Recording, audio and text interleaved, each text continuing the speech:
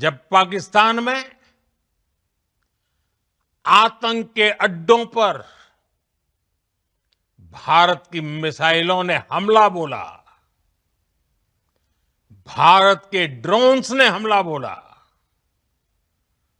तो आतंकी संगठनों की इमारतें ही नहीं बल्कि उनका हौसला भी थर्रा गया।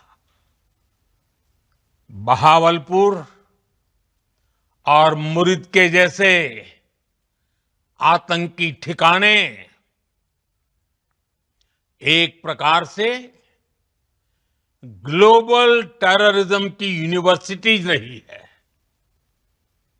दुनिया में कहीं पर भी जो बड़े आतंकी हमले हुए हैं, चाहे 9/11 हो,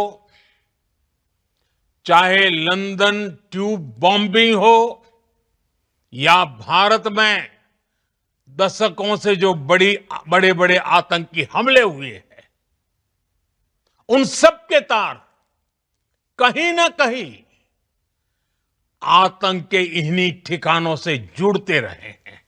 आतंक के बहुत सारे आका बीते 2.5-3 दशकों से खुलेआम पाकिस्तान में घूम रहे थे, जो भारत के खिलाफ साजिशें करते थे।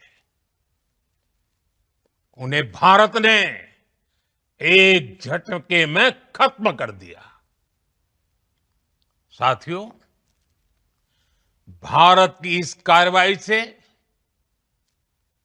पाकिस्तान घोर निराशा में गिर गया था, हताशा में गिर गया था, बौखला गया था। और इसी बौखलाहट में उसने एक और दुस्साहस किया। आतंक पर भारत की कार्रवाई का साथ देने के बजाय पाकिस्तान ने भारत पर ही हमला करना शुरू कर दिया। पाकिस्तान ने हमारे स्कूलों, कॉलेजों को, गुरुद्वारों को, मंदिरों को, सामान्य नागरिकों के घरों को निशाना बनाया। पाकिस्तान ने हमारे सैन्य ठिकानों को निशाना बनाया। लेकिन इसमें भी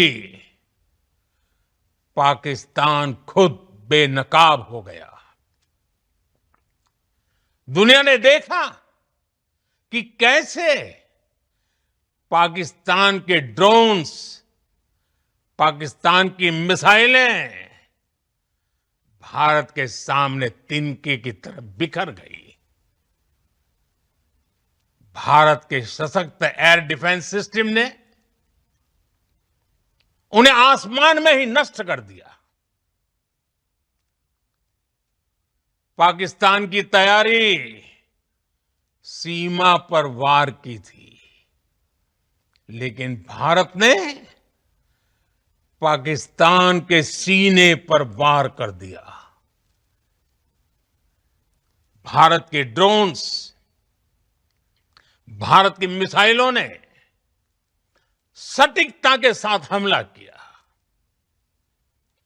पाकिस्तानी वायुसेना के उन एयरबेस को नुकसान पहुंचाया, जिस पर पाकिस्तान को बहुत घमंड था। भारत ने पहले 3 दिनों में ही पाकिस्तान को इतना तबाह कर दिया जिसका उसे अंदाजा भी नहीं था। इसलिए भारत की आक्रामक कार्रवाई के बाद पाकिस्तान बचने के रास्ते खोजने लगा। पाकिस्तान दुनिया भर में तनाव कम करने के लिए गुहार लगा रहा था,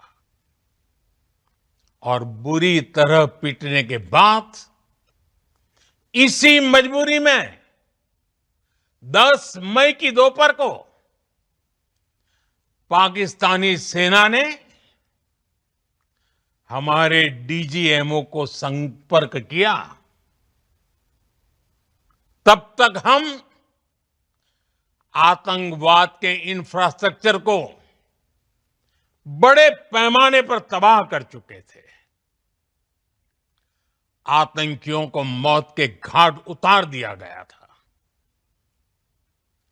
पाकिस्तान के सीने में बसाए गए आतंक के अड्डों को हमने खंडहर बना दिया था।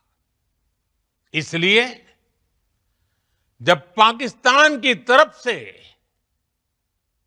गुहार लगाई गई, पाकिस्तान की तरफ से जब ये कहा गया कि उसकी ओर से आगे कोई आतंकी गतिविधि और सैन्य दुस्साहस नहीं दिखाया जाएगा, तो भारत ने भी उस पर विचार किया। और मैं फिर दोहरा रहा हूं, हमने पाकिस्तान के आतंकी और सैन्य ठिकानों पर अपनी जवाबी कार्रवाई को अभी सिर्फ स्थगित किया है। आने वाले दिनों में हम पाकिस्तान के हर कदम को इस कसौटी पर मापेंगे कि वो क्या रवैया अपनाता है। हम आतंक की सरपरस्त सरकार और आतंक के आकाओं को अलग अलग नहीं देखेंगे। ऑपरेशन सिंदूर के दौरान दुनिया ने पाकिस्तान का वो घिनौना सच फिर देखा है, जब मारे गए आतंकियों को विदाई देने पाकिस्तानी सेना के बड़े बड़े अफसर उमड़ पड़े। स्टेट स्पॉन्सर्ड टेररिज्म का ये बहुत बड़ा सबूत है। हम भारत और अपने नागरिकों को किसी भी खतरे से बचाने के लिए लगातार निर्णायक कदम उठाते रहेंगे। साथियों, युद्ध के मैदान पर हमने हर बार पाकिस्तान को धूल चटाई है और इस बार ऑपरेशन सिंदूर ने नया आयाम जोड़ा है। साथियों, पाकिस्तानी फौज, पाकिस्तान की सरकार जिस तरह आतंकवाद को खाद पानी दे रहे हैं, वो एक दिन पाकिस्तान को ही समाप्त कर देगा। पाकिस्तान को अगर बचना है तो उसे अपने टेरर इंफ्रास्ट्रक्चर का सफाया करना ही होगा। इसके अलावा शांति का कोई रास्ता नहीं है। भारत का मत एकदम स्पष्ट है।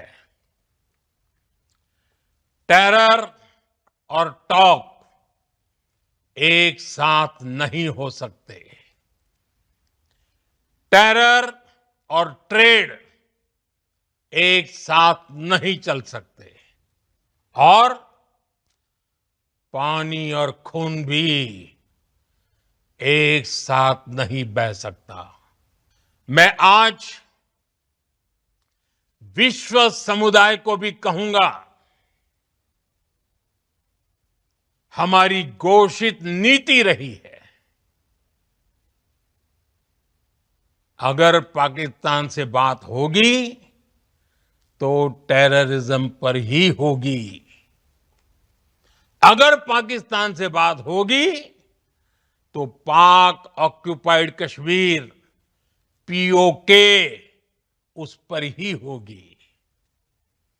प्रिय देशवासियों, आज बुद्ध पूर्णिमा है। भगवान बुद्ध ने हमें शांति का रास्ता दिखाया है। शांति का मार्ग भी शक्ति से होकर जाता है।